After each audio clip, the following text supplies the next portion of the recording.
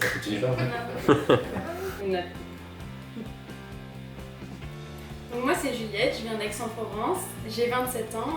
Donc moi c'est Antoine, 27 ans aussi. On s'est rencontrés en 2015 et après 3 ans on s'est mariés et puis voilà, on en est là et on prépare une aventure solidaire avec Mariés sans frontières.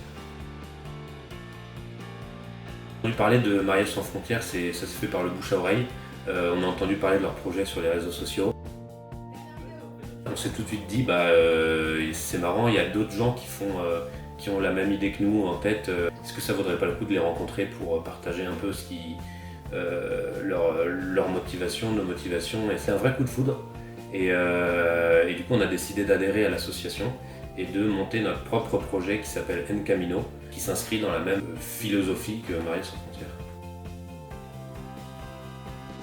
En Camino, c'est Antoine et moi. On va partir 1 an en Amérique latine, enfin Amérique centrale et latine. En Camino, ça veut dire en chemin en espagnol.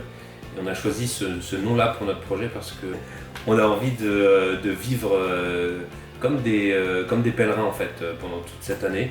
C'est-à-dire à l'écoute du prochain. Vraiment être à l'abandon et se livrer aux gens. Se rendre très disponible aux autres, à toutes les personnes qu'on va rencontrer sur notre chemin et vivre aussi un peu le détachement des choses et vivre un peu plus simplement.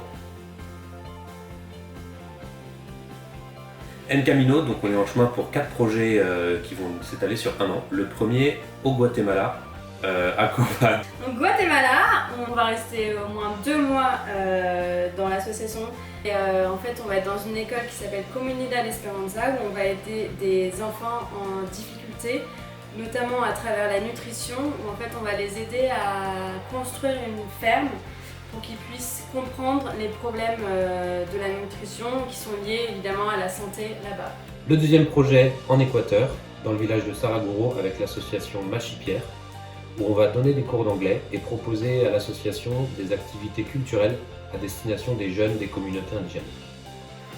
Troisième projet au Chili, qu'on va faire en commun avec Étienne et Gaëtan, où en fait on va aider à reconstruire une maison où en fait il y a eu des gros problèmes de tremblement de terre en 2010.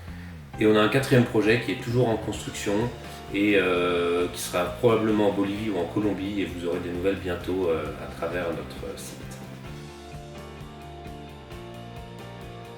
Ce qu'on attend de ce projet En Camino, c'est surtout de vivre une expérience et une aventure à deux.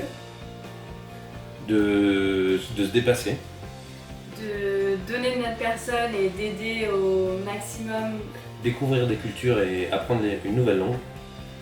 De se rendre disponible. De s'aimer. On compte aussi sur vous pour participer à ce projet. La première chose que vous pouvez faire, c'est en parler autour de vous. Communiquer, suivre notre page Facebook et notre compte Instagram qui sera mis à jour régulièrement. Il faut savoir que les communautés qu'on va visiter nous attendent aussi sur le plan financier puisqu'on s'est engagé auprès d'eux de leur apporter une aide financière.